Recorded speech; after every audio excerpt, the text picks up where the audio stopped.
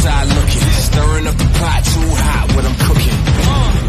Out back trying to get in until I realize I don't even think I fit in.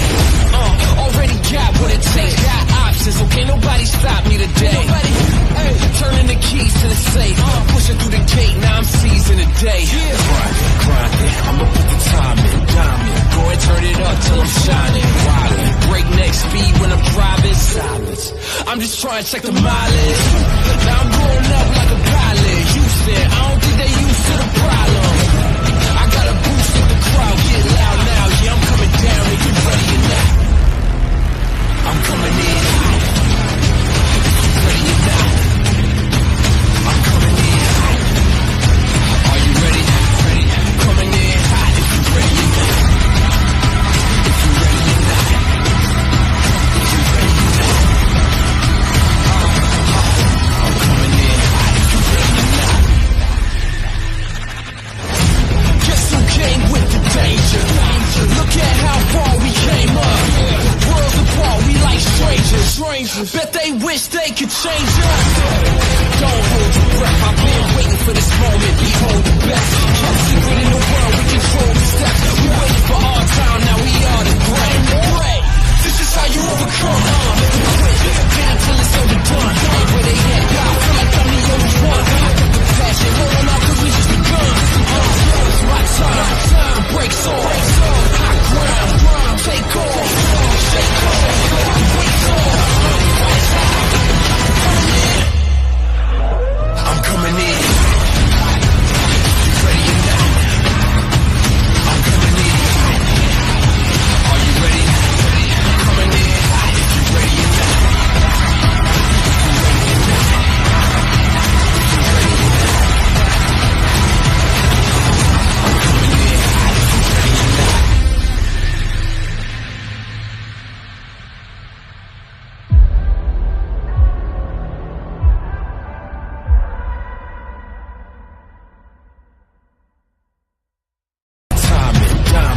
Turn it up till I'm shining, wildin', breakneck speed when I'm driving, silence, I'm just trying to check the mileage. Now I'm going up like a pilot, Houston, I don't think they used to the problem. I got a boost with the crowd, get loud now, yeah, I'm coming down if you ready or not. I'm coming in hot, if you ready or not.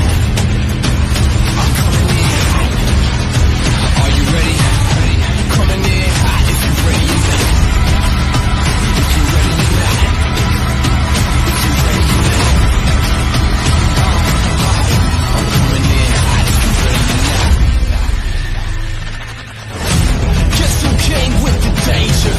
Look at how far we came up. Worlds apart, we like strangers. Bet they wish they could change us. Don't hold your breath, I've been waiting for this moment. Behold the best. Kept secret in the world, we control the steps. We waited for our time, now we are the great. This is how you overcome. Never quit, get until it's overdone. Where they at, I feel like I'm the only one. Passion, hold on out, cause we just begun. It's my time, the break's on. Hot ground, take off. Shake off, wait on. I'm coming in. If you ready or not. I'm coming in.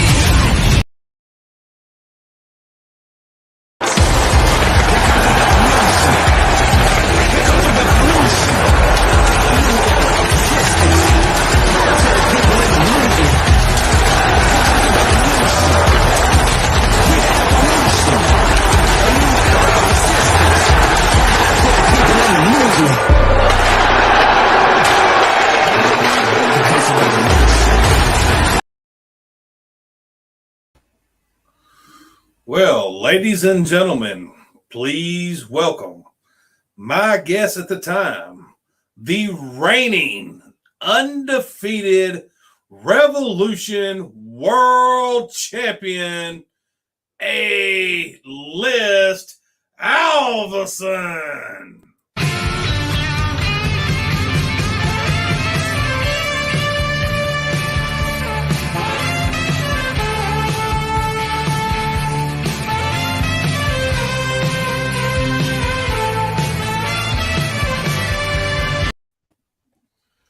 TDC, what's going on? Not only am I the Revolution champion, I am also a winner. Also a winner. For those who do not know, this is an out of character show. This is where we sit down with the people behind the voice and behind the character. I have a stack of questions here. I hope that there are people watching who is also going to be dropping questions in the comments. That is the whole purpose of this show. We have a couple of little good questions here, a couple of good segments, and a video package also to play for you. If you did not see the beginning, that was a hell of a timer I feel like I put together there. If you missed it after the show, go back and watch it. We do have a new timer now with the good music, good entertainment. You even see the raw pictures of the Outbreak Championship being made all the way back from where the maker's making it, before it even had paint, before it's on strap. The shots that we got of the tag team, the back of the strap of the tag team championships when it was sent to us, and the plates being rawly made. You actually kind of watch the step and process kind of as that video goes along. So it's pretty kick ass. Well, as you guys see now, me coming in and doing a live show is a very rare occurrence because if you're familiar with my situation, shit can go very wrong very quickly in my house. So there may be a time or two where Tommy's got to juggle for you for a minute. Just fair warning. Don't be surprised. Don't be surprised if we have to stop in the middle of the show for some reason. So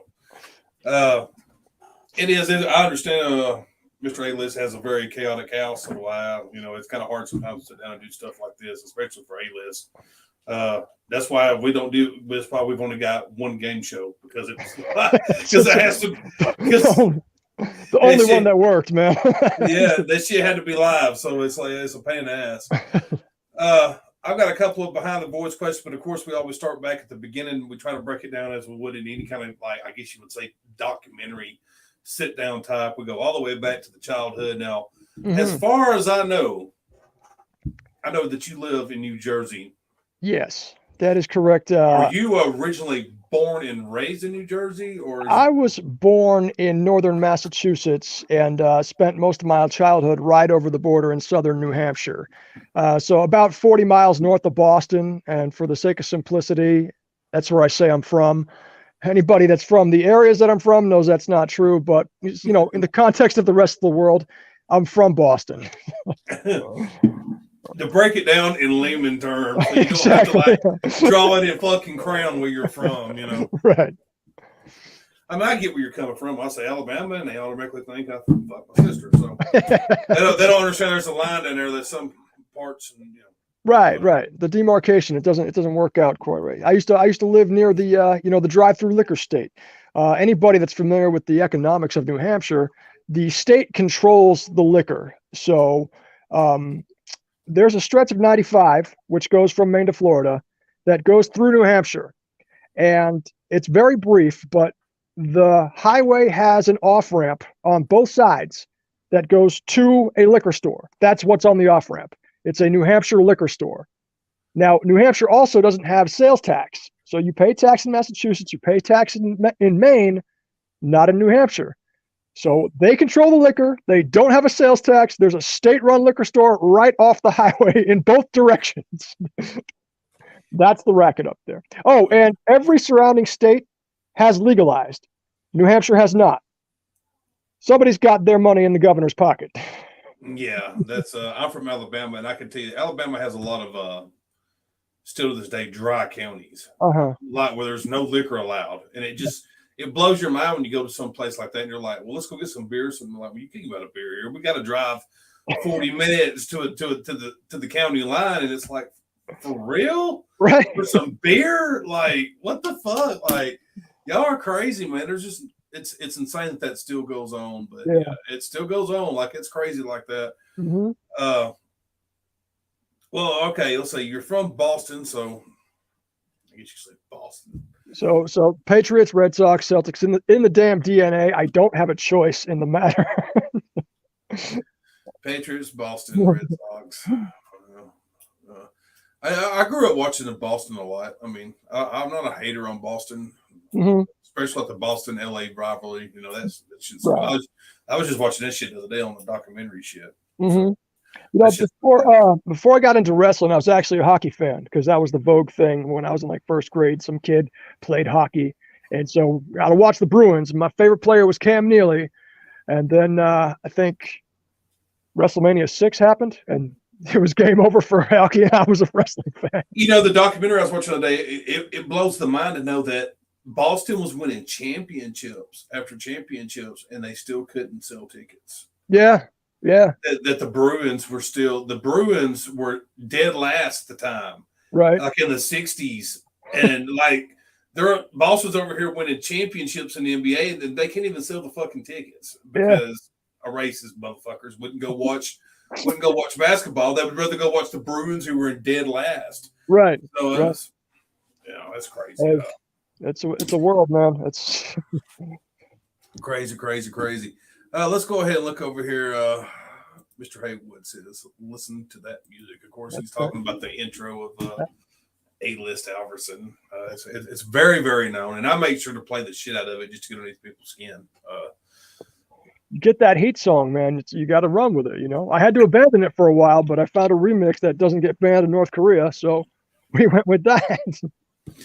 Well, of course, you said WrestleMania 6, so we'll go ahead and start diving into some of the wrestling talk, because that's usually where most of these interviews end up leading, because that's how we all end up usually finding promos. We're all wrestling fans at heart, so that's how we end up finding all this shit. So WrestleMania 6, well, was that the very first wrestling event that you seen was 6? Or so I think I saw WrestleMania 5. I wasn't an active fan at the time, but I remember it was playing in my apartment, and there were people over, and there was some big to-do about Hulk Hogan, and I think that was WrestleMania 5. Even WrestleMania 6, I didn't watch. The first pay-per-view I think I actually saw was SummerSlam. SummerSlam. So they used to be good, but they're not anymore. I mean, when it was the big four, every pay-per-view mattered. And back then, those shows were still meant to sell house show tickets. Like if you watch Survivor Series, you get Jake the Snake in his first appearance since Rick Martel blinded him, and then they don't touch. Like, you don't get that. Rick runs off, and you got to go buy house show tickets to watch them fight. It's a different wrestling world now than what it used to be, for sure. Yeah. It's definitely not the same. Mm-hmm. All right, let's go ahead and look over here at the questions. Let's see here. This is, of course, one of the questions that I already had, so we'll go ahead and see what Mr. Haywood says. This is, what motivated you to create A-list Alverson? Yeah, so when you guys launched Revolution, before that I was a belt guy, and anybody that's familiar with the saga and the belt hobby can surmise what happened when I say Eddie Williams and Josh Hammer kicked me out of their group. And so I couldn't talk about wrestling belts anymore for a while. And I think Gene put up the posting for, hey, you want to be a podcaster? And that's how I got hooked up with you guys and Pinfall and that whole ordeal. So, when I started doing the Revolution thing, I was the voice, and I saw there's all fucking dark, menacing, dominant characters. There's no chicken shit heels. Yeah. Said, if there's no chicken shit heels in promo, somebody's got to do that. And the name A-list Alverson just kind of came together. I'm like, A-list would be he needs a last name. And then I put it all together and went over to WGP and put it on screen, and it took off. It took off. As you said, you did start off as RYK. You did not start off as a promo artist. You actually started off as the voice of the Revolution. Right. That's how we actually started you off in Revolution, was you just doing announcements for guys to the ring, announcing winners and stuff like that. And then Tommy said, listen here to this. I'm getting tired of loading 22 fucking videos up, because this is starting to become a hassle. I'll just do the winners, and you're already starting to compete. And hell, you're a better competitor than you are. I mean, you're great at fucking doing the other part, doing the RYK thing, but A-list is more valuable. Yeah, than I feel like that RYK was. So it made sense. That's what happened. A-list got hot, and then you can do RYK's job. Yeah. Let's see here. One of the things I do notice, and the things I always crack up about A-list is sometimes his promos, is one of the things that does make him a heel is the dumb shit that you do, where you do the stuff in the bathroom, and there's the big butterfly on the wall, and it's just like, no one, only certain people could pull that off. Right. There's just not just any promo artist out there they could have done that because they would have got ate alive for that, for the damn butterfly being. Yes. You can't go out there with your face painted. I'm gonna beat your ass with a yellow butterfly next to you. Yeah, with a yellow butterfly, but it works because it seems like some arrogant, like the motherfucker will look at you and go, "Of course, I got a butterfly on the wall." Like that comes together because my son has a habit of putting stickers on walls, and some of them have just stayed there over time. Like my bedroom has Mickey, Minnie Mouse petting Pluto, and he's got cars and Lightning McQueen all over his bedroom. Like, there's a damn butterfly in the bathroom. Here's a question from Mr. Stump Davis. He says, "Have you ever did public speaking?" I dabbled in stand-up back a lifetime ago. Originally, when I moved from Boston to New York City, I said I'm going to be a goddamn comedian, and quickly decided I don't have.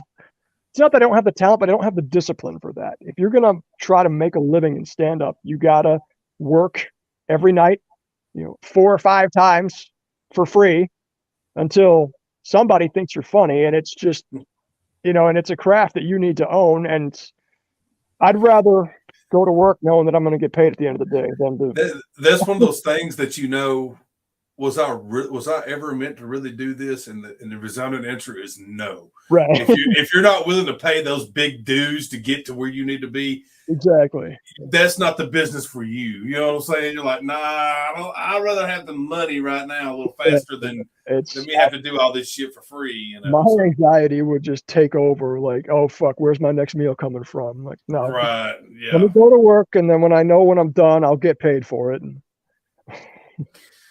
Let's see here. I have a couple of questions here. Also, let me go ahead and dig in some of mine here.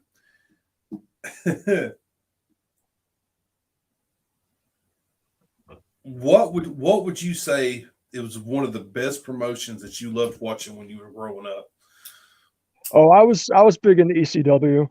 I first found out about them in I think '95, so it was early. There was like a regional indie promotion that was doing shows at it was an arcade on the beach, and the arcade shut down, and the guy got the lease. He put a ring inside, and he said, "We're gonna have ECW," and I didn't know what the fuck that was, So I went to one of their shows. They had a projector screen, and they were showing ECW TV, and I think it was a match between Hoovy and Rey Mysterio, and they're doing all the luchador stuff. This is 1995, and I'm going, "Holy shit, look at that!" Like, that's when I figured out this is cool. And they do the intro where the chair throwing, and I was like, oh, this is the coolest thing I've ever seen.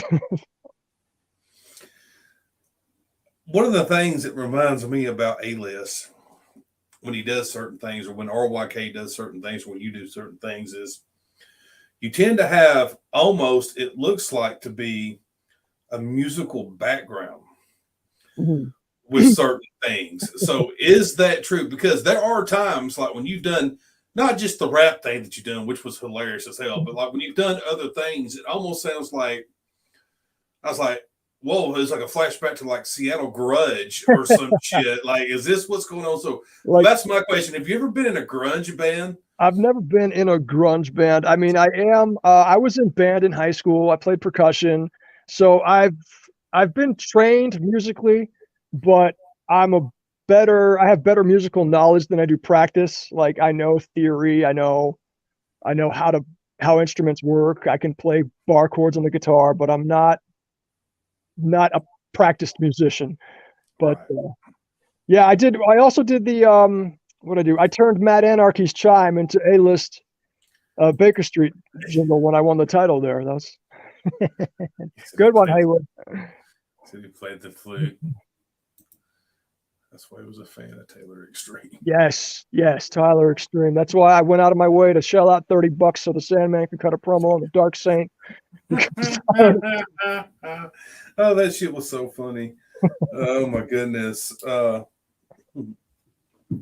Here's a question. Are you a Jim Cornette guy?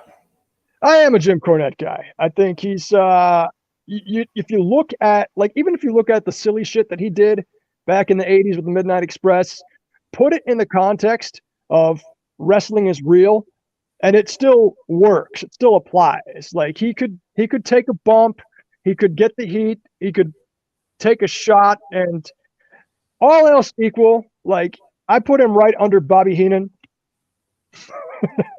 because Cornette could put bump, he could get the heat, but Heenan could work. Like if Bobby Heenan needed to do a match, he could do a match. Cornette would be in a tough spot having to do that. I knew he was a Jim Cornette guy. He says.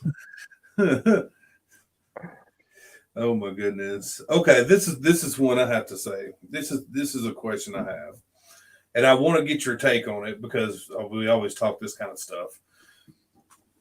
Would you say that Vince Russo had a hand in the death of Owen Hart? I would not put that on Russo's lap per se. I mean, WCW was doing the drop-ins with Sting, and the guy that was involved with that said he was running that get-up, but he wasn't. He was actually just some schmuck on the team. So, I mean, they weren't properly vetting the credentials. It was unfortunate. It didn't need to happen, but it did. And that had been done successfully prior. It just wasn't, it was shitty. Top 5. Top 5 what? top 5 guys. If you had 5 guys that you had to build a promotion on the backs of, who would it be? And I mean, this can be anyone through anybody, any era, any era world that we live. I mean, my overall favorite is always. And you can't say Ultimate Warrior. All right, I'm not putting Warrior.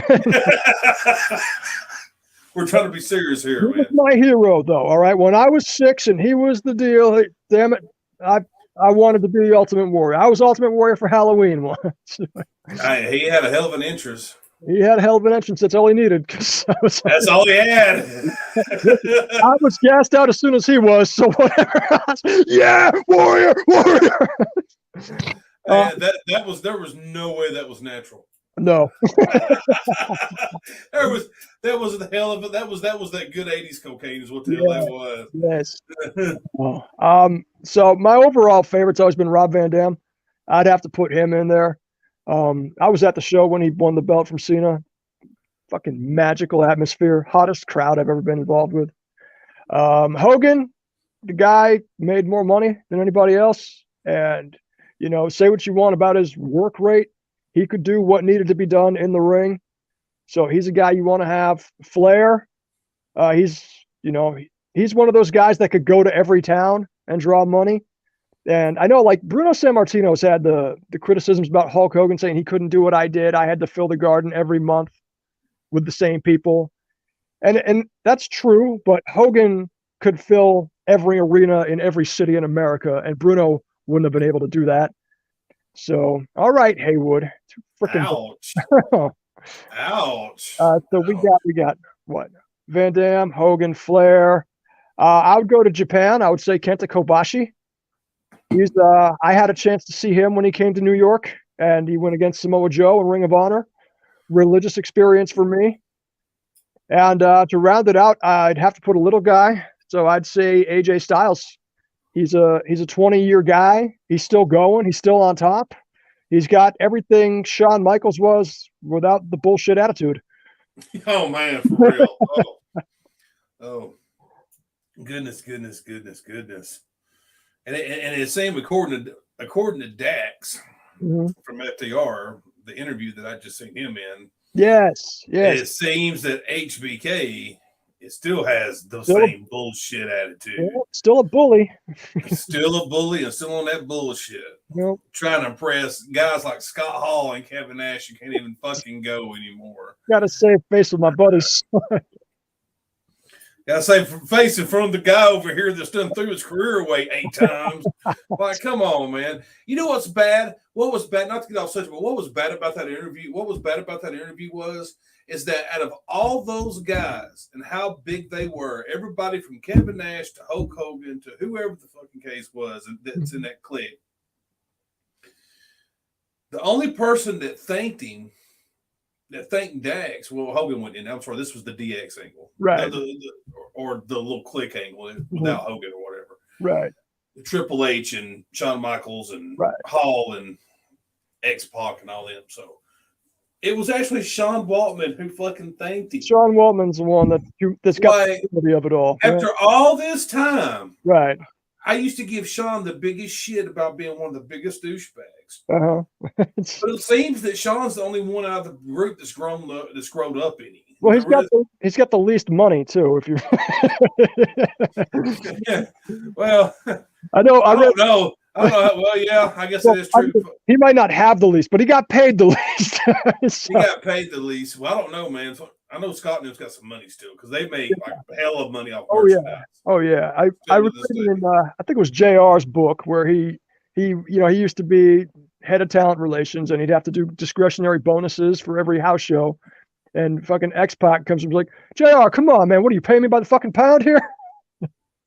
Sean is a douche. He is. I outgrew Shawn Michaels very, very fast. I thought he was great when I was a kid. I'll be honest with you. I thought he was great. I bought the glasses with the heart shapes and the little. But to be fair, I thought Bret Hart was great also when I was a kid. Also. Let's see here. Next up, what would you say was probably one of the best WCW matches that you've ever seen? All right. So, I mean, I'm going straight to the Luchadors on this because I don't think WCW had a magical match. I mean, it should have been Sting and Hogan, but they screwed up the finish and that whole debacle. So probably, Ray and Hoovy. I think they had a match to open a Nitro once, and it was one of those like, damn, they got to run something else after that. That's crazy. Man, what was sad is that Juventud Guerrero could have been so much more, but he couldn't never stay out of trouble with drugs. He was always getting in trouble. I think he was like the guy that got busted, like coming across the Mexico border with like boxes of fucking ecstasy or something, and he didn't even have a head or something. It was just like in a box, right, in his truck. Like he just tries to drive around. Like, he was horrible, horrible shit. Like it's stupid. Yeah. What would you say in your personal opinion? Because I know that you are a far believer, just like I am, that you know that there's a difference between pro wrestling and sports entertainment. Right. So what would you say in your personal opinion was the worst moment that killed pro wrestling? What killed pro wrestling? I mean, WCW losing the battle was really the first step into our modern era of wrestling. Because how I see it, if you look at wrestling crowds in the 80s, right, those were people that came to the building to see a fight. There were more fucking trucker hats than sleeves in that crowd. And then in the 90s, everybody wanted to be on TV. That's when you had the signs and everybody's going, ah! And then after 2001, when the merger happened, and it's like, okay, now the crowd controls the show. It's not pro wrestling anymore. They know it's a work. They're gonna try and work the workers and call the spots for them from the outside. That's really what happened. That's kind of true.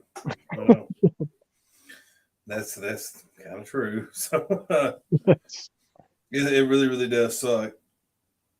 We are going to take a quick commercial break. And when we come back, we got a clip, actually, of A-List Alverson doing a little backyard promotion wrestling. Ooh, the golden age of backyard wrestling for you guys. Me and Mr. RYK here is actually going to play a little commentary. I still have other questions, still fire other questions off. And then we still got our very end of our show segment, which is going to be very, very interesting, where I usually do over and under, but we got a new spin on it this go around. We will be right back.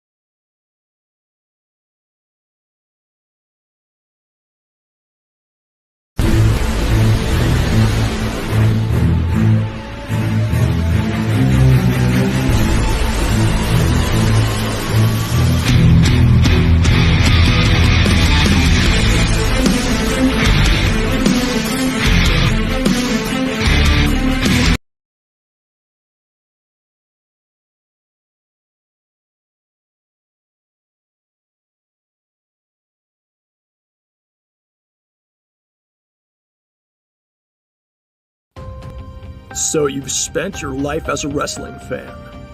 Have you gotten bored of what you've seen on TV and thought to yourself that with your creativity and artistic talent, if you were in control of the characters, you could make an awesome show? Welcome to Revolution. Use your promo skills to play the part, become the star, and compete for real championship belts. Whether your style is bare bones, or you're an outbreak or tag team talent, or even if you want to compete for the grand prize, the Revolution World Championship. It's real fun, real easy, and you can become a champion holding a real belt. Join today.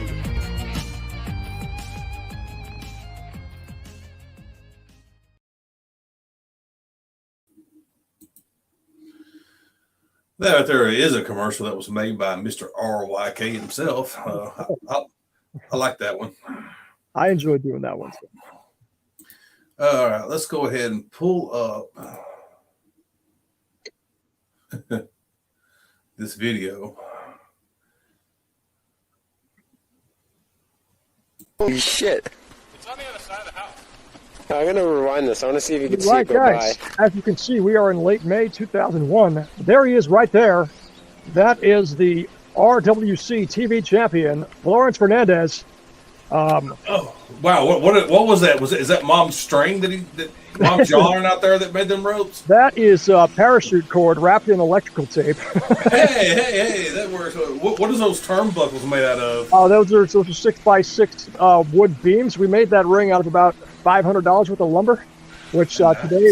today that probably costs more than an actual ring. But That's very fucking true. and right here making the entrance here, we have RWC World Champion Renton Cross throwing Fuck that belt. throwing my replica belt into the ring. I'm going to whoop his ass for that one. Now, Billy here that I'm going against, he actually became a working wrestler back in the mid-2000s. He worked as Switchblade Shane Sharp. So any of you masochists out there that want to further research what's going on, you can check out his work there. Look at me healing in the corner with my noodle arms. Nice. I think this is my last match. At this point, I had kept dislocating my shoulder, which is why I have that rubberized cover there. And also, within a week of this match, I think I started getting laid, which helps. All right, we got Amen. shit we could have done before we started, and then we've got the lock up with the wrist. Oh, Billy takes it back. Oh, sweeps the leg. All right, kickoff.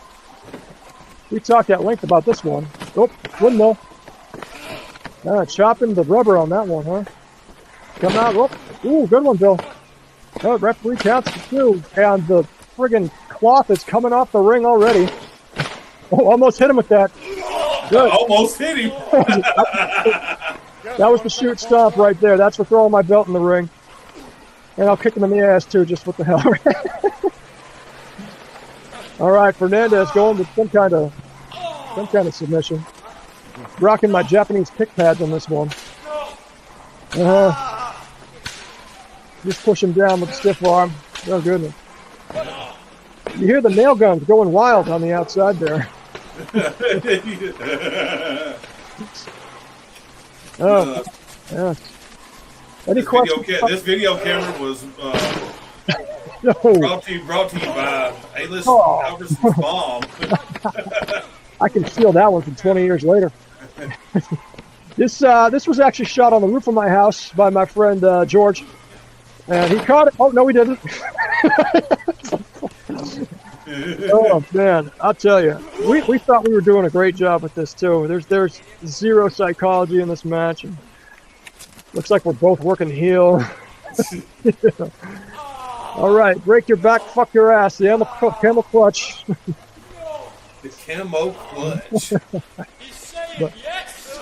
What would be really terrible is if someone was to be thrown up and they was to land on top of those big ass turnbuckle boards that are over that are covered up by a red satin piece that's supposed to protect you, I guess, if you get thrown up too high. Just a little red decorative shit there. All right, Billy, get up.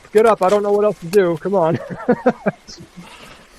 All right, goes back to the arm after working the leg. And where are we now? Yeah, fuck it. We'll just put you into the ropes. Yeah, that works. Well, let's not hit him too hard. We don't want him to come out. We There we forgot go. to tell the spot before we did that.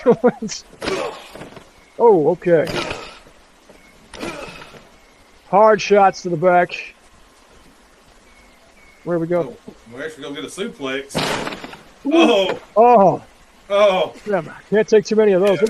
The blank coming out of place on this, man. Ooh, drops an elbow. Nicely done. A pair of them. Damn, he must have been practicing that on his bed.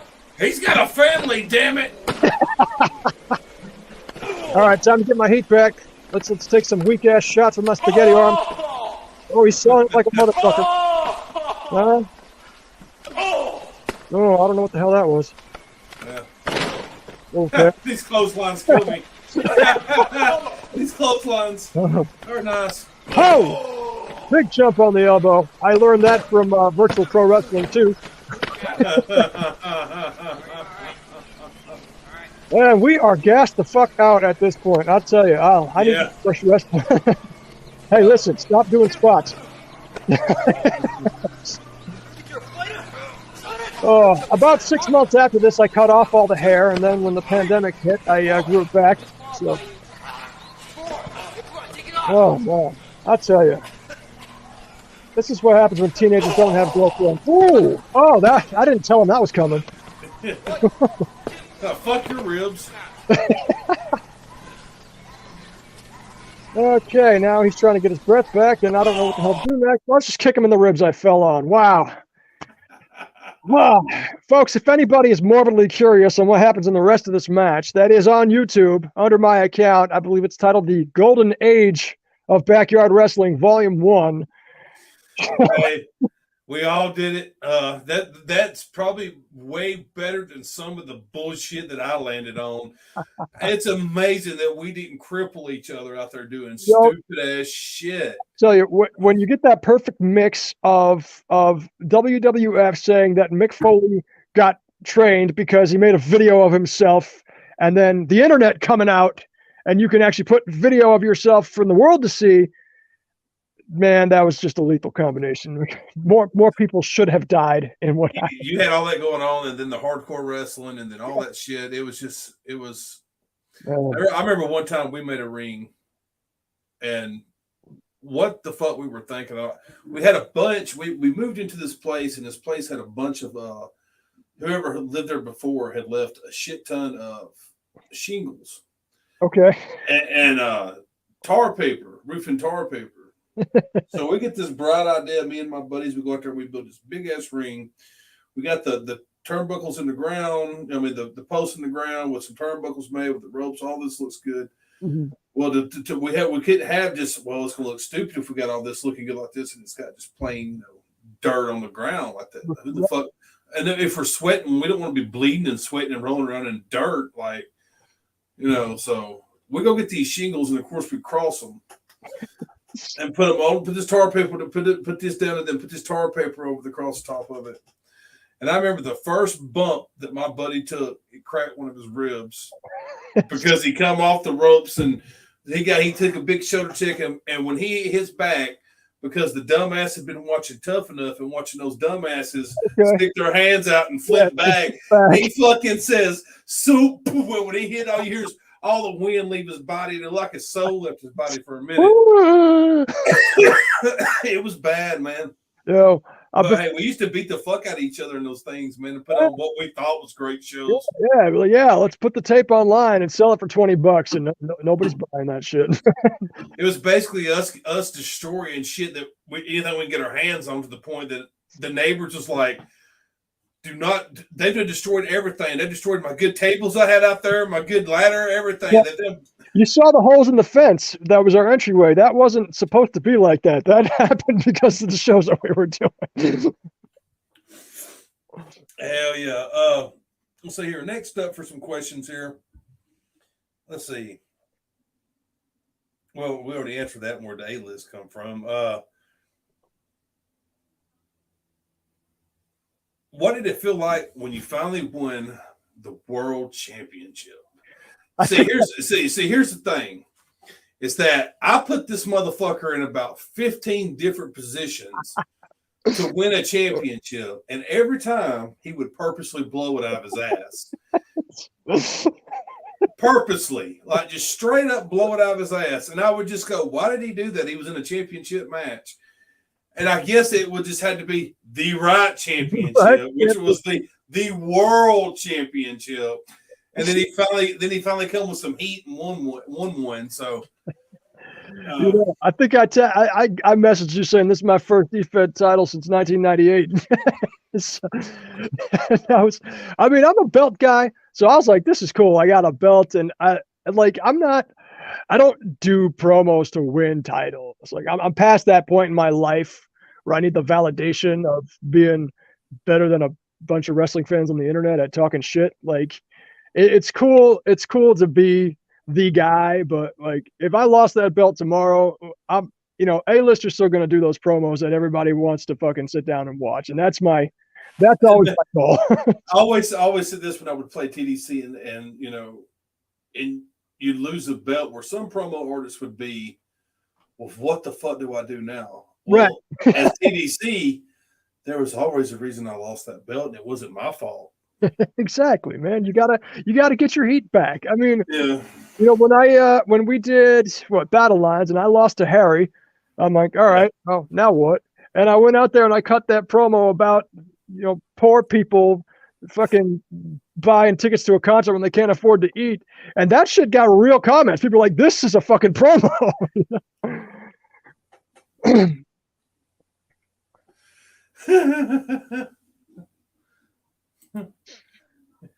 They are fun to watch until you're on the other end. Then you cry and laugh at the same time. I always want you to feel good about losing to A-list. That's my goal. Some people, they just get shot on, and it's like, what the fuck? Why'd you have to do that to me? No, man. If A-list is gonna beat you, you're gonna be like, all right, that was fun. I heard. I'll get you back. Do you have any future, I guess you would call them, dreams in the EFED world?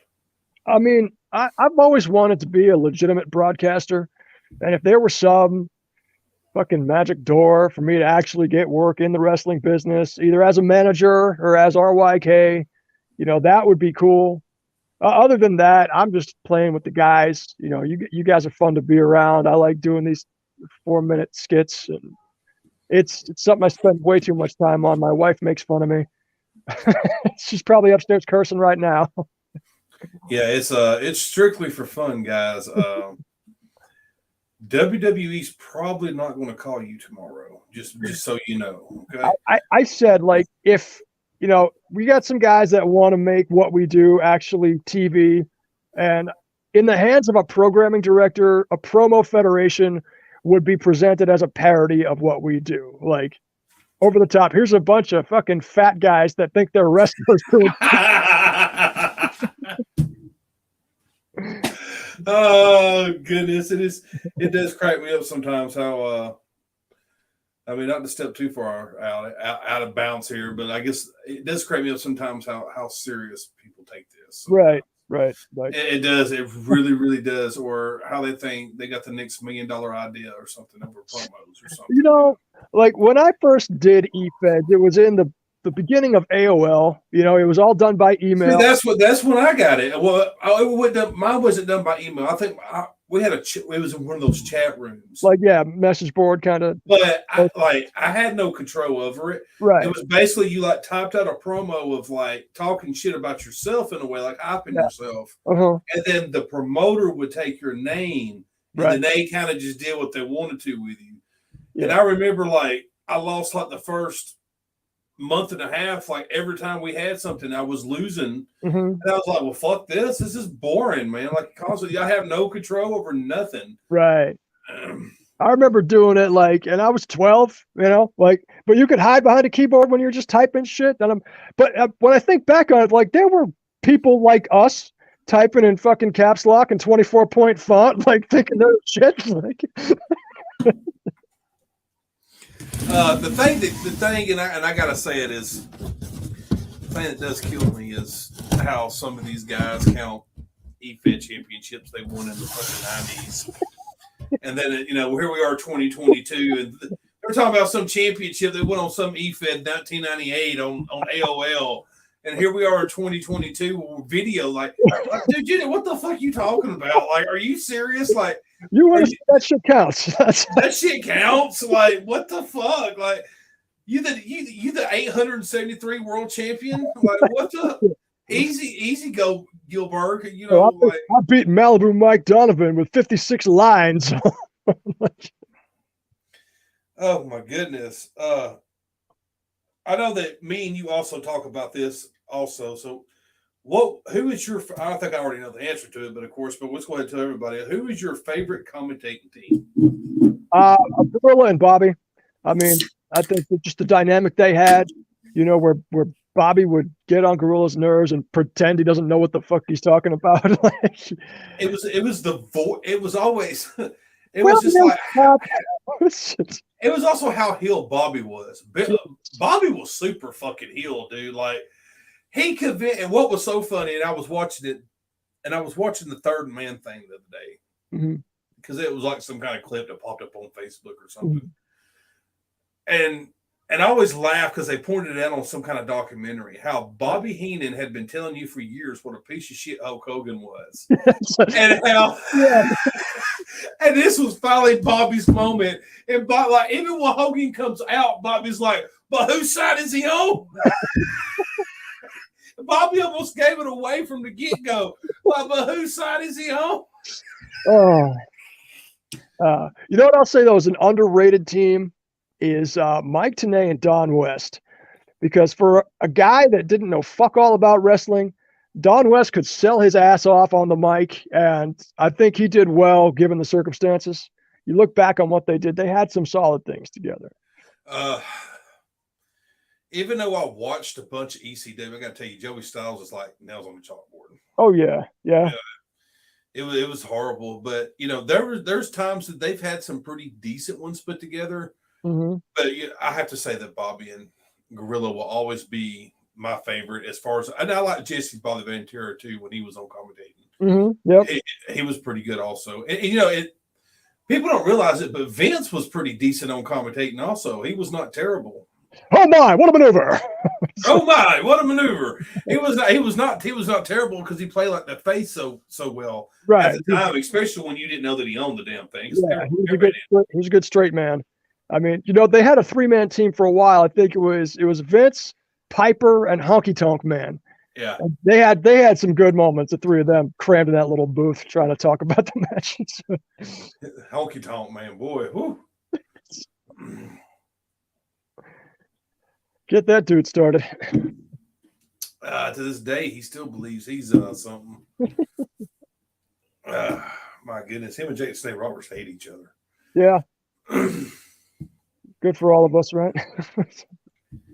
But I just don't know who to believe in that situation. And Jake's my guy. I love Jake.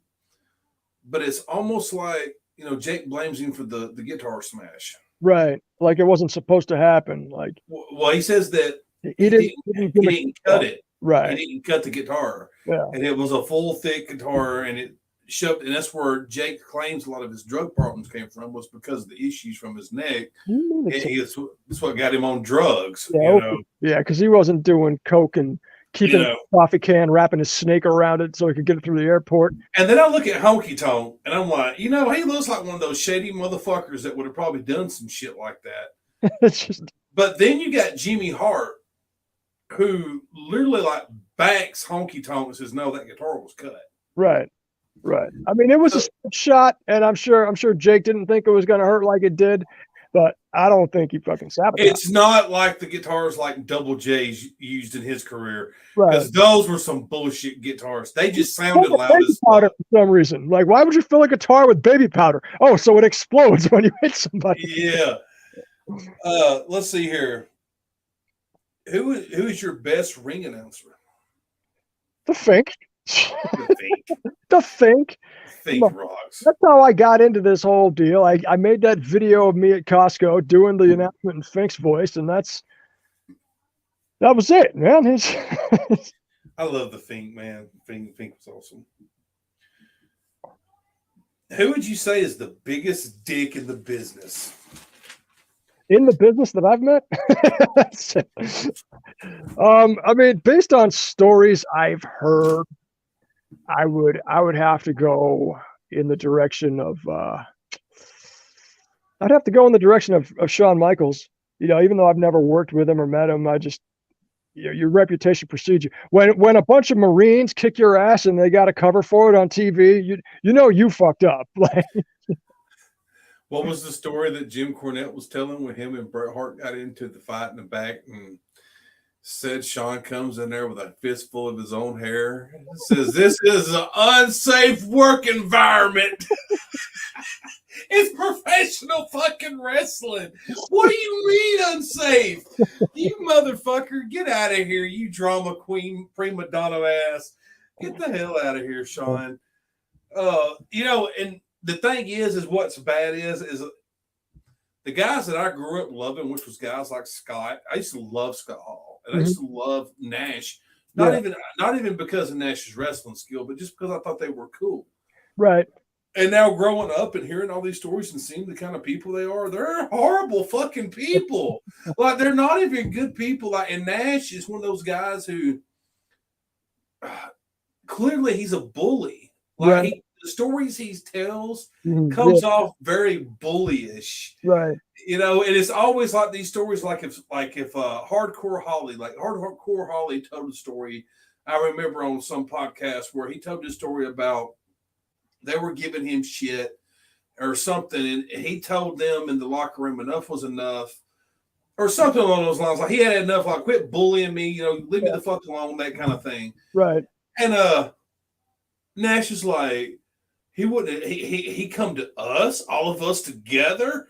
Oh, there's no way we would have pounded that dude. Like you were so feared, Nash. Like, no one would have told you to fuck off. Come on, man. I find that hard to believe, dude. Right. I find that really hard to believe. I would not want to fuck with Hardcore Holly at any stage of his career. I will say, though, about Nash, like, the more I hear him talk about the business, the more I respect his vision of wrestling. The guy knew mentally what he had to do to get over and to draw houses, and like, he was on point with that. And I'll also say that I hope that when I'm 60, I can be as handsome as he is, because no homo, that guy, dude, he don't age for shit except for he just goes gray and then he just dyes his hair. But yeah, man, I mean, I don't know, I get his perspective though, because like, I don't blame them for getting as much money as they tried to get. Right. Who the fuck wouldn't try to get as much money? Like, I get what Scott was talking about. You mean you tell me you go to Vince and you tell Vince, hey, I want a certain amount of money because I believe this is what I'm worth, and Vince is like, well, I can't really even pay you what I'm paying you. Right. And you're one of his highest draws. No, I wouldn't have stuck around either, man. Like, fuck no. What? Hey, Bret Hart will do it. He'll work twice as hard for half. Why would I give it to you? God. I wish Bret Hart could choke on the biggest Canadian. Oh. Sorry, Brad, if you're watching, which I doubt you are. He was a mark for, himself. He wanted to be the guy. And one of the things like that Kevin Nash talked about is when they had the WCW buyout, all the guys with the Turner contracts could sit at home and collect, or WWE put up a deal where they would pay out half to buy the contract and then guarantee the other half to come to work. And a couple of guys went with it, like DDP, Booker T, because they weren't sitting on the same cushions that Hall, Nash, and Hogan were. Like, they're not on TV. They could lose their spot. So that's what he said. He said some of the marks gave up half their money to go back to work. I'm not fucking doing it. I always have this image of Bret, like Bret's alone in his house looking in the mirror and going, who's the best in the world? You are. Who's the best there ever was? You was. I always say it, man. Like, you don't need no one on a Goldberg or Bret Hart documentary. Right. You don't need no one. Just and they will talk for hours. Just hit record and look at Bret and say, Montreal screw job, and walk away. And you will have 10 hours of material of Bret just going on talking about how he believes he's a real world champion because he actually defended his championship all over the world. Because no one else has ever done that, Brett. Never happened. Come on, Brett. All right, we're going to take a quick commercial break because we're going to start wrapping up. We come back, we're going to play the new spin on the over and under little thing that we usually do here at the end of the thing. We'll take a quick commercial break and we'll be right back.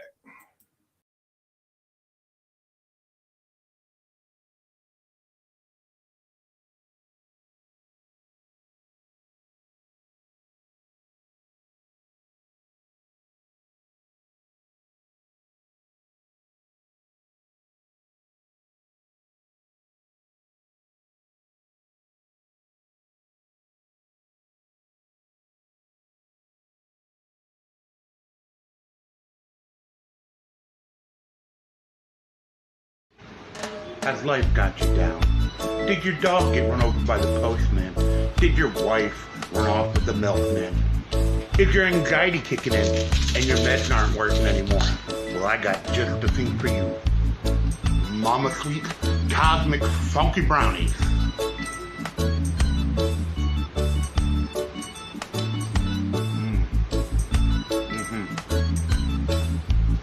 Mama Sweet Cosmic Funky Brownies. They'll get you lifted.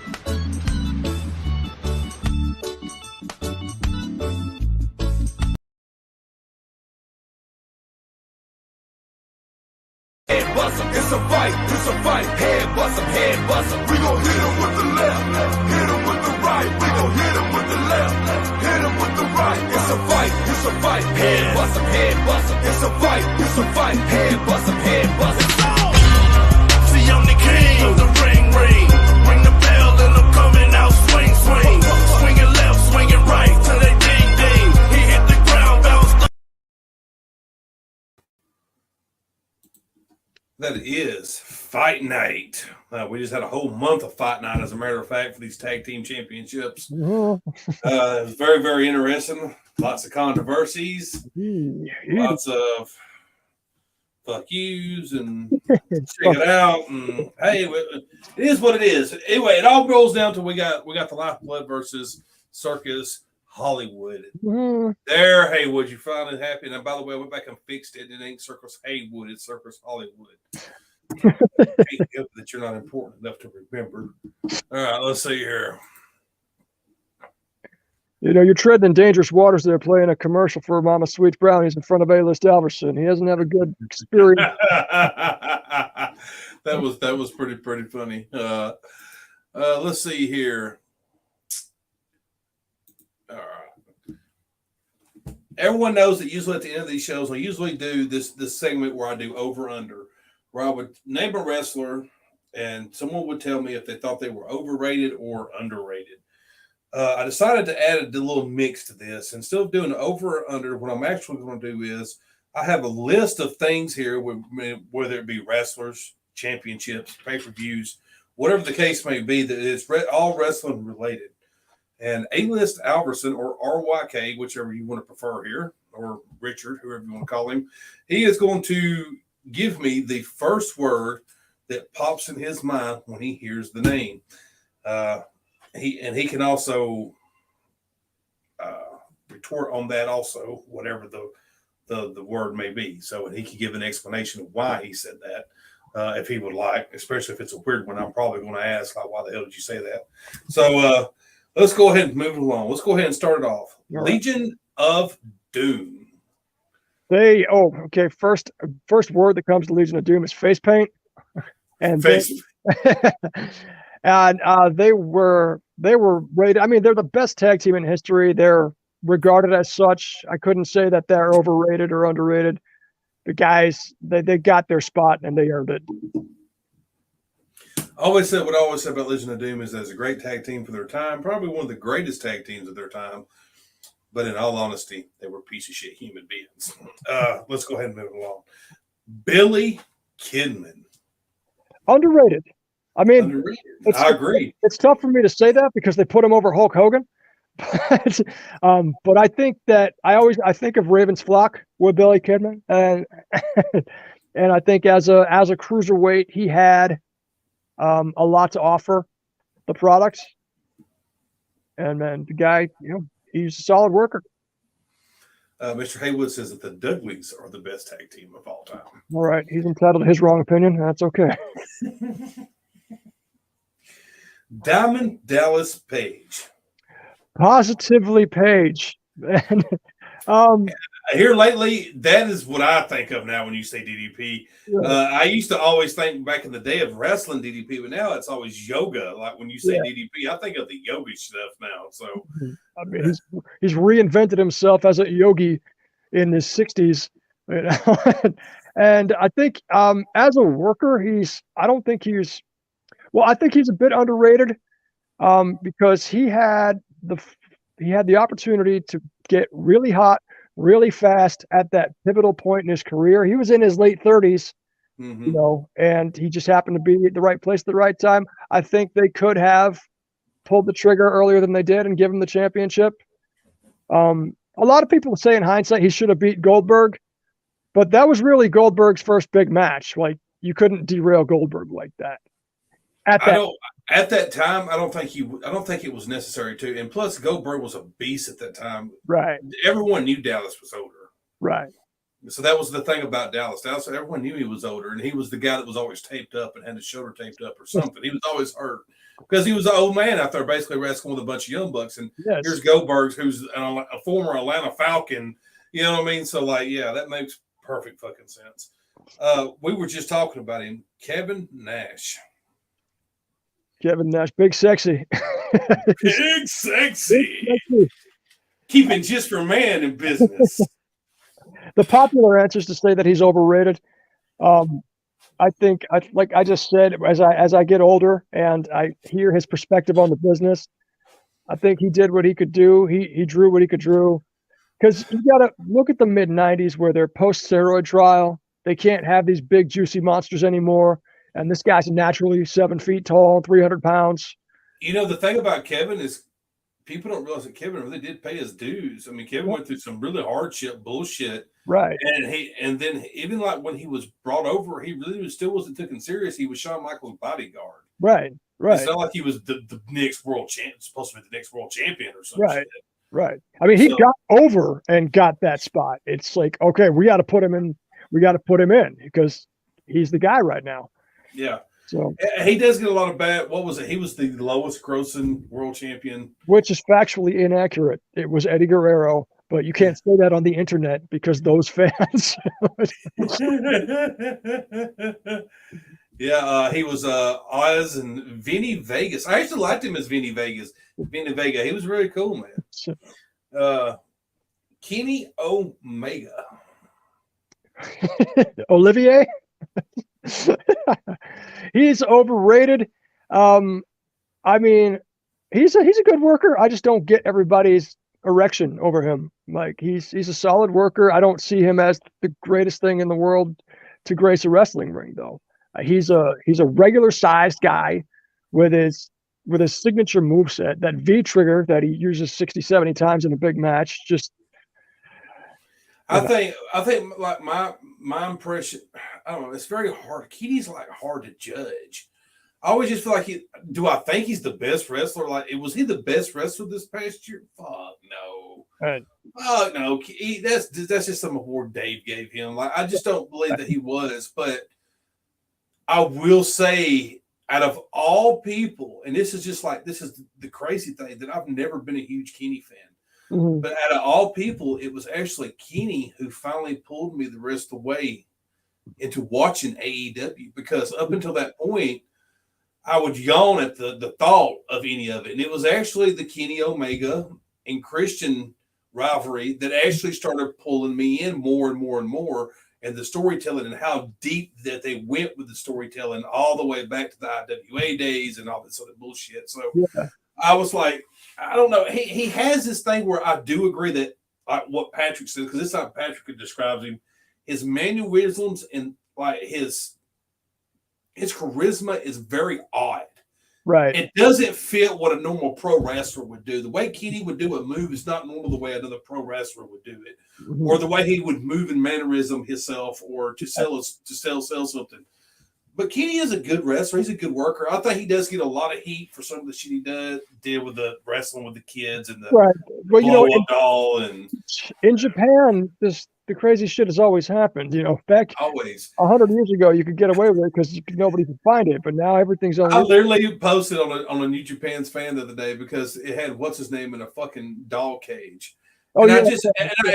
I just laugh because all I hear from New Japan fans is how over the top crazy American wrestling is. Right. And New Japan has like some of the most ridiculous nonsense that they Mm-hmm. do that American wrestling can't hold a candle to sometimes. It's very weird and goofy and out there. For what it's worth, right? I think the promotion that Kenny Omega wrestled a 9-year-old girl in, I think a ladder was their world champion for a while. It fell on the guy, the ref counted 3, and the ladder won the title. X-Pac. 1, 2, 3 kid. That's how I'm always going to remember him.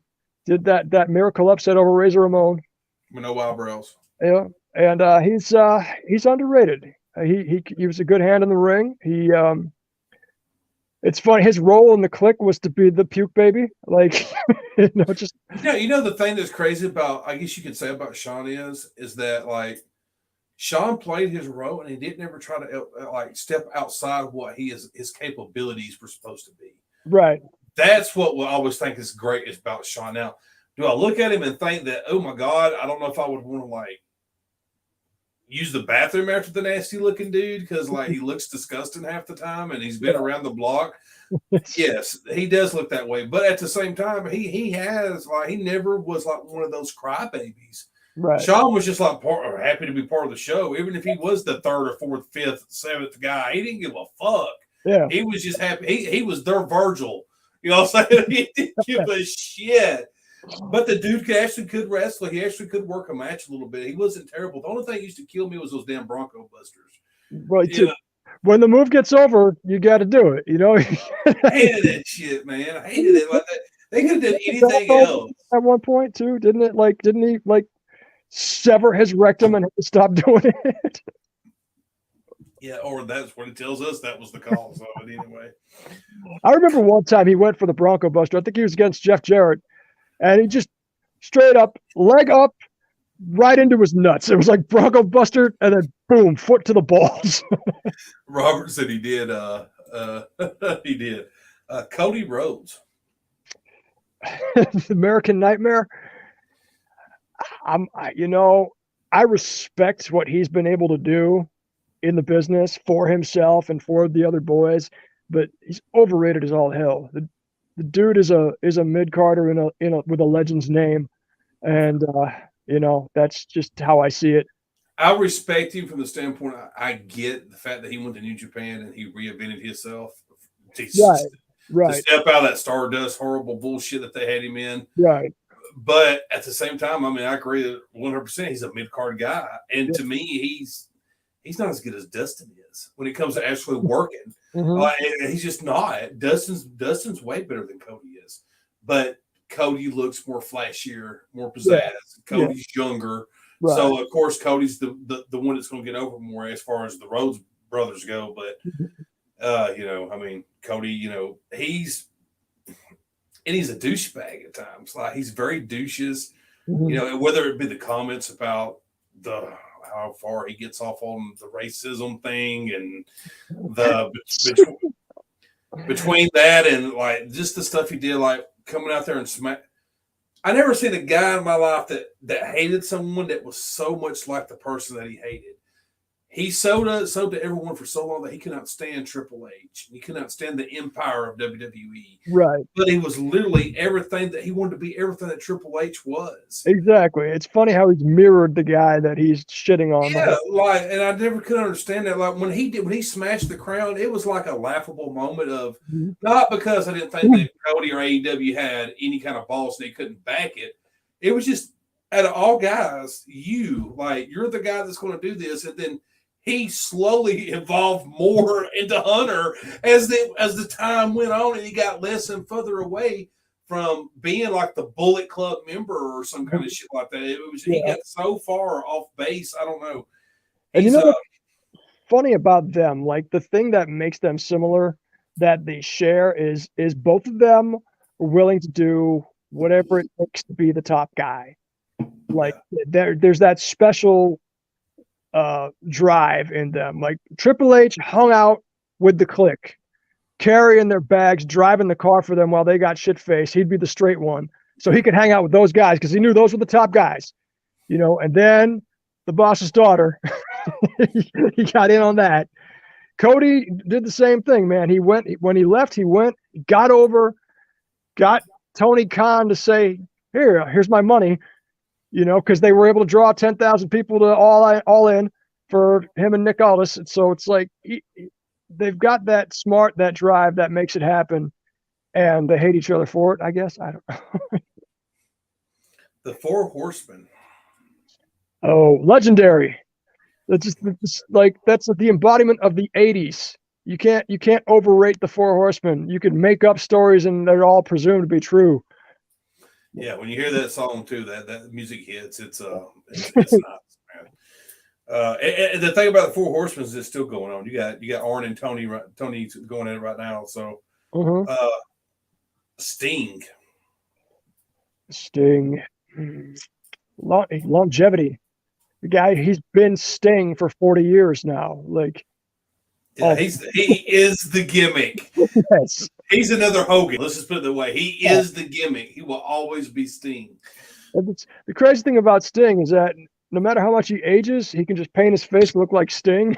And like you see him now, you can see that his hair is dyed and thinning, but that's still Sting, you know? WCW Big Gold. Iconic. I mean, and that is the best belt ever, just for its longevity and its ability to cross promotions. Like they used it in NWA to WCW to New Japan to WWF. It's just, yeah. I remember the first time I seen it. I mean, honestly, the first time I seen it was when Flair showed up with it.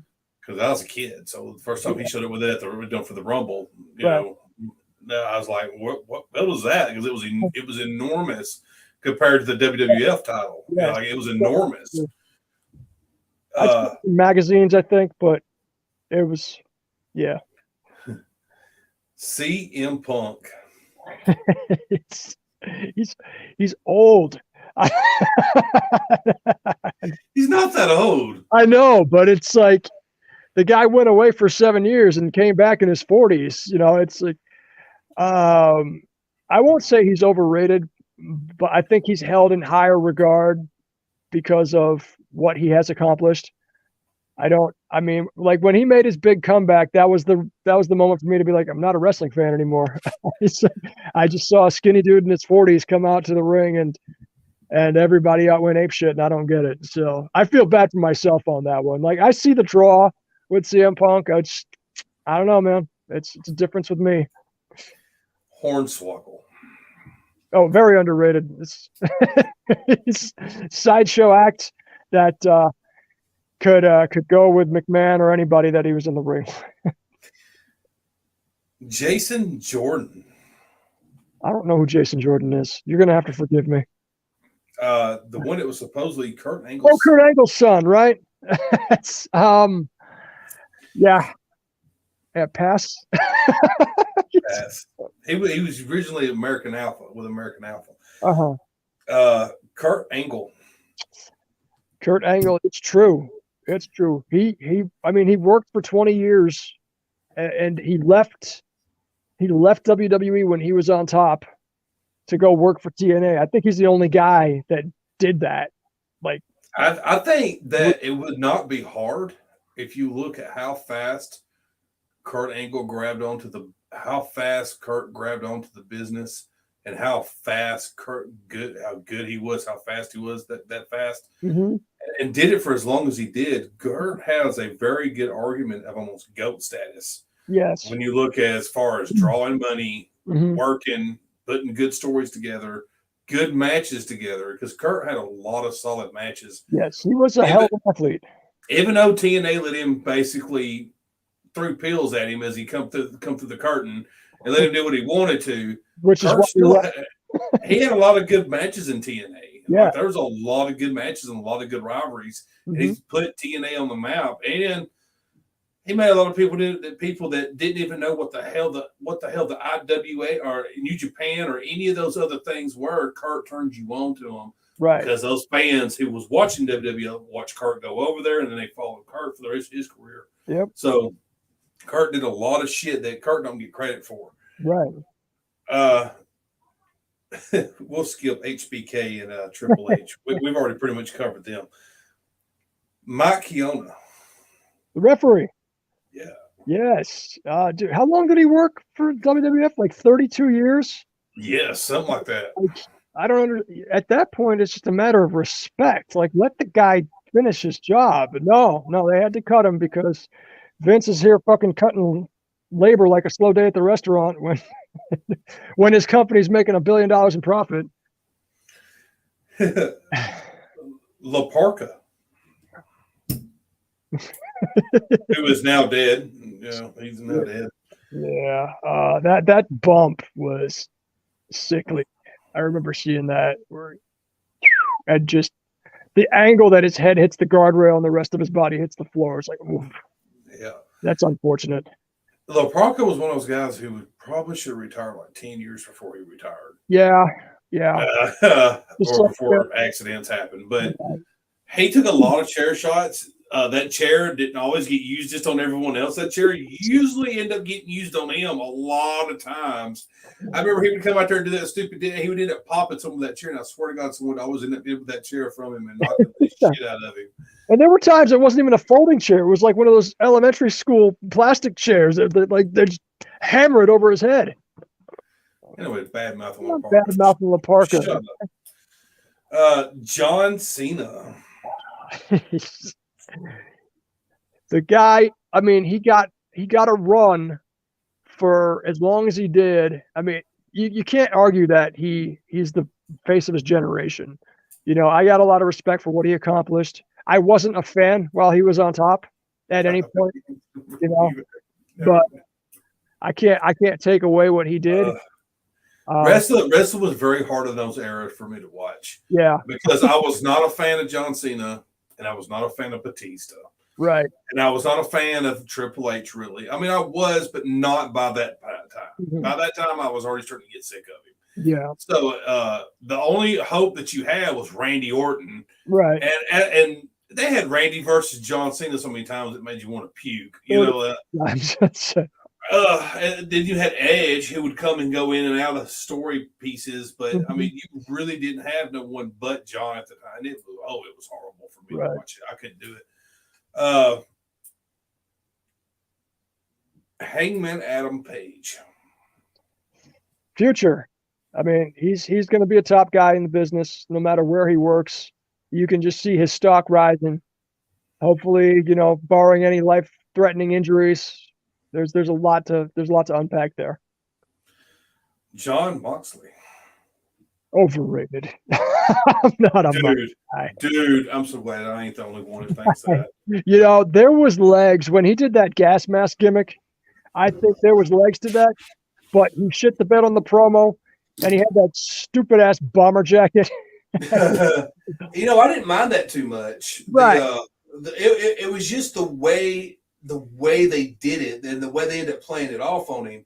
Mm-hmm. It was just not no good. And I think maybe if they would have gave him the mask, the bomber jacket, and kind of just let him do his thing. Right. Because when he came back, that was one of the times he came back from injury. Yeah. And it was super fucking jacked. Like him and Rollins had been working out like a motherfucker doing like those, what do you call it, the E60 things or whatever the hell it is, those big ass parkour fucking nothing but stamina type workouts. And he was all like this, dude, when he come back and super slim, which is kind of how he looks now almost. Yeah.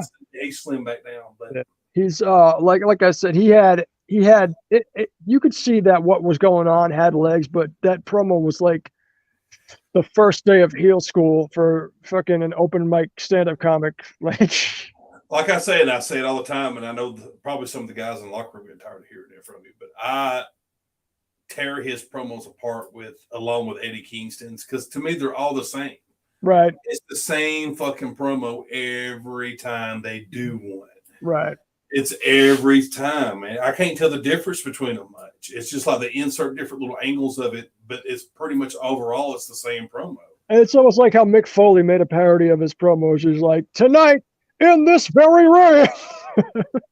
Yeah. Oh, Mick's promos were kind of hard to watch too sometimes. When he would do when it was like the Mick Foley good guy. Yes. I mean, later on. After 2006, he admittedly was just phoning it in and doing money grabs. He wasn't, Mick's about that money, man. Mick was getting dollars. He didn't give a shit, man. Roman Reigns. Oh, man. He is charisma. Like, you can see Roman has it, but the time it took them to get him to where they want him to be, it was almost like they fucked it up too far. Like, trying to cram him down everybody's throats as a baby face for years. And the tribal chief thing finally came about, and you can tell that's the real Roman. That's what the draw was. But because WWE was always a babyface territory, the heroes got to sell the merchandise. They just wouldn't go in that direction until they fucking had to. They almost really fucked it up because they had the $1 million piece right there and they just about blew it out their ass for Roman. Right. And I just don't understand. And I couldn't stand him. I mean, it got to the point it was like Cena all over again. Yeah. It was Cena all over again. When you got The Rock standing in the middle of the ring and he can't even get him over, right? It's time to do a different direction. And they did, and it was the best thing that ever happened to Roman. Sid Justice. Dude. The master and the ruler of the world. I was a Sid Mark. I'll say it. I know everybody thinks he's garbage, but man, the guy was a draw everywhere he went. The guy cut a promo that was like the most intense shit ever, dude. And he could even the ECW crowd, who would shit on everybody, ate up his 3 moves. Like, he went out there, choke slam, power bomb, big boot, and they were like, "Fuck yeah, Sid!" Because that's what he had. No, not so much a top rope guy, but no, he did some other things. Let's see here. We're gonna skip a couple of these because we've already talked about them. What did I say? The WWE spinner belt. Oh, I hate the spinner belt, man. I do too. God, it's such trash. God.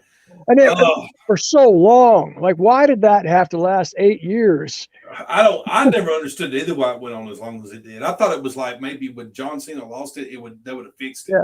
Yeah. No. They must have paid too much for it. They need to get some damn mileage out of this. The X Division.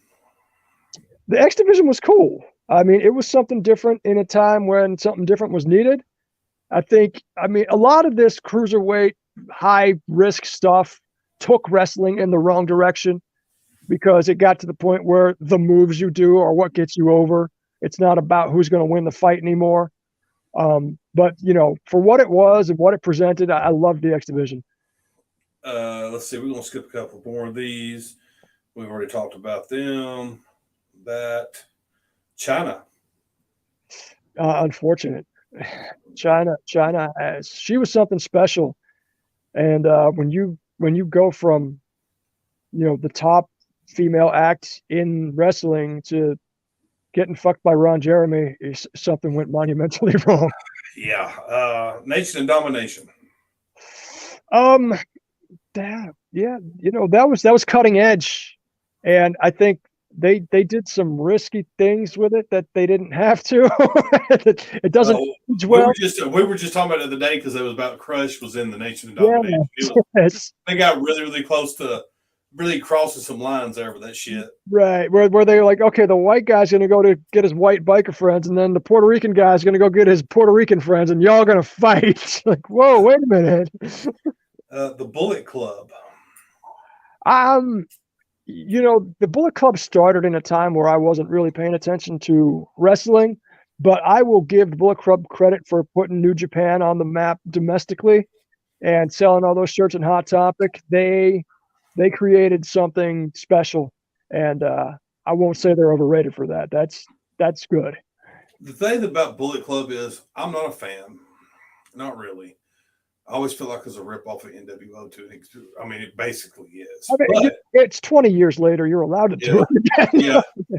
But the longevity that it's held and Mhm. how it's still mentioned and it's still going on. It's just as famous, I guess you could say, Right. almost as the NWO. I mean, it's just from the merchandise alone. People's always going to buy Bullet Club merchandise because it looks cool as shit. So Yeah. they're always going to buy that stuff. So Right. You could sell 1 million shirts in Hot Topic because it's got the skull and the bones, and it's like, yeah, I want to wear that. well, that's where we're going to wrap it up, guys.